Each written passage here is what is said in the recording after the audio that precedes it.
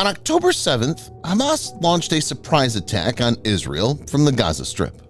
Hamas militants fired thousands of rockets and sent dozens of fighters into Israeli towns near the Gaza Strip in an unprecedented early morning attack.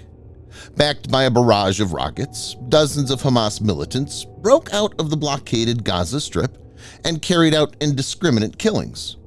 It's believed that several Israelis, including IDF personnel, have been taken hostage. Israel is fighting back with aerial and ground offensive. While the situation is fluid, certain aspects can be dissected right now. In this video, Defense Updates reports on Hamas's attack on Israel. Let's get into the key aspects one by one. Before we proceed, a word on NordVPN, which is one of the most trusted VPN brands worldwide that has a no-log policy validated by Deloitte, an industry-leading Big Four auditing firm. NordVPN provides an encrypted tunnel that protects your privacy by preventing external entry to your internet traffic, as well as enabling you to access content that's blocked based on geolocation. Best of all, with one NordVPN account, you can secure up to 6 devices at the same time. Get an exclusive NordVPN deal with massive savings by going to nordvpn.com/defense or clicking the link in the description. It's risk-free with Nord's 30-day money-back guarantee.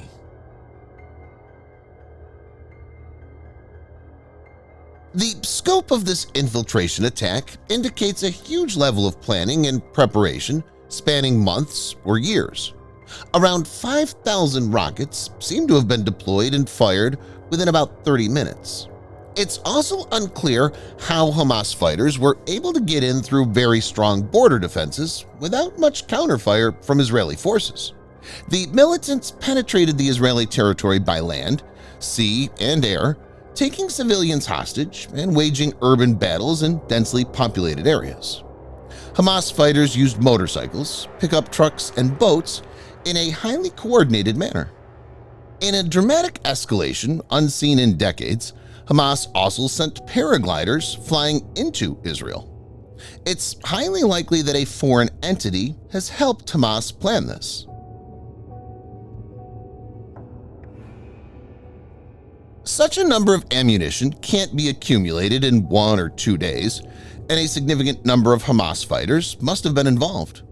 Given the elaborate preparation, Israel should have been able to detect this through human, signals, or electronic intelligence.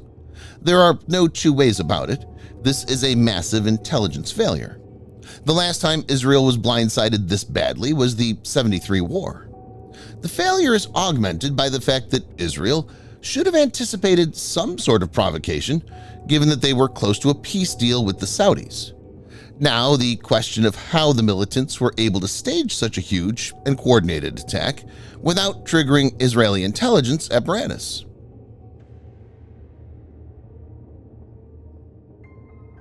The outbreak of violence is occurring during a challenging period for Israel, marked by the largest protests in history.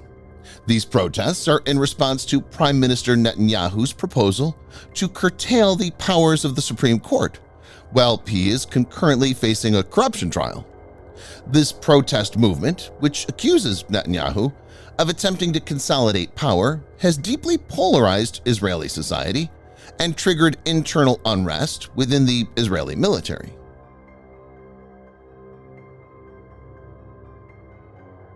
In a statement posted on X, the Qatar Ministry of Foreign Affairs called for a de-escalation of violence, but said it holds Israel solely responsible for the ongoing escalation due to its ongoing violations of the rights of the Palestinian people. A statement by the Ministry of Foreign Affairs said that Saudi Arabia was closely monitoring the unprecedented developments between various Palestinian factions and the Israeli occupation forces, resulting in an escalation of violence on several fronts. It further noted that Saudi Arabia had issued repeated warnings of a possible escalation in light of the ongoing occupation and the deprivation of the Palestinian people of their legitimate rights, as well as the repeated deliberate provocations against their sanctities. The statement continued, the latest of which was the repeated incursions into Al-Aqsa Mosque under the protection of Israeli police.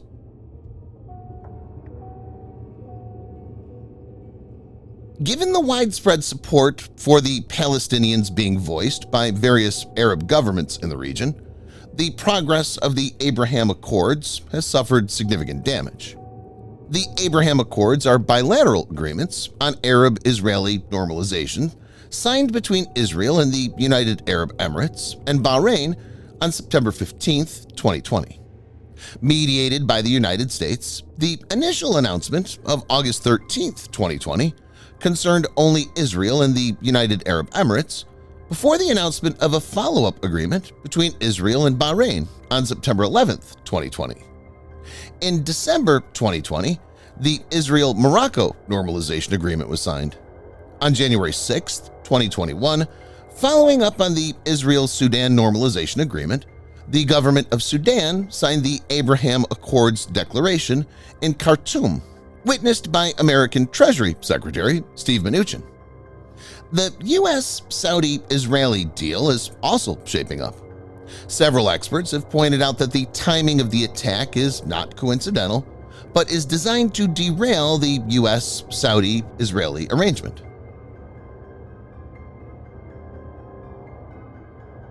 An advisor to Supreme Leader Ali Hosseini Khamenei said Iran supported the Palestinians' attack, the semi-official ISNA news site reported. "We congratulate the Palestinian fighters," it quoted advisor Rahim Safavi as saying. "We will stand by the Palestinian fighters until the liberation of Palestine and Jerusalem." Some Israeli experts have already pointed fingers at Iran for this attack.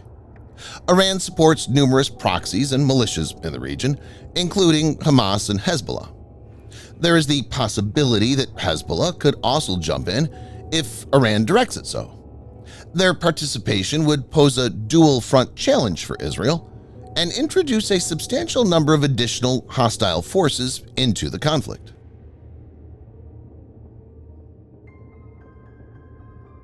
The extent of brutality witnessed so far, including verified executions of Israeli soldiers and civilians, public displays of deceased IDF personnel, including one female soldier, and indiscriminate violence against Israeli civilians, means that the Israeli leadership has no maneuvering space when it comes to formulating the scale of response.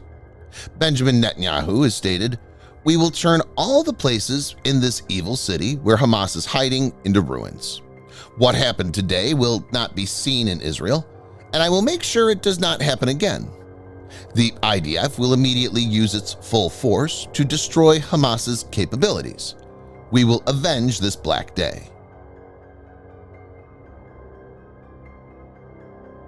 It's not hard to imagine that the Israeli Defense Force, or IDF, will respond aggressively, and this will be very damaging for Hamas.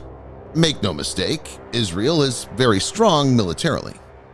According to SIPRI, or the Stockholm International Peace Research Institute, Israel is a key global supplier of advanced weaponry, including drones, missiles, radar technology, and other weapon systems.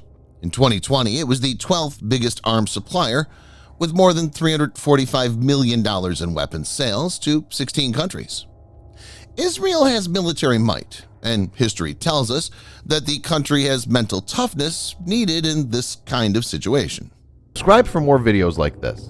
Hit the like button if you find the video interesting, and kindly provide your feedback in the comment section. This will help us improve.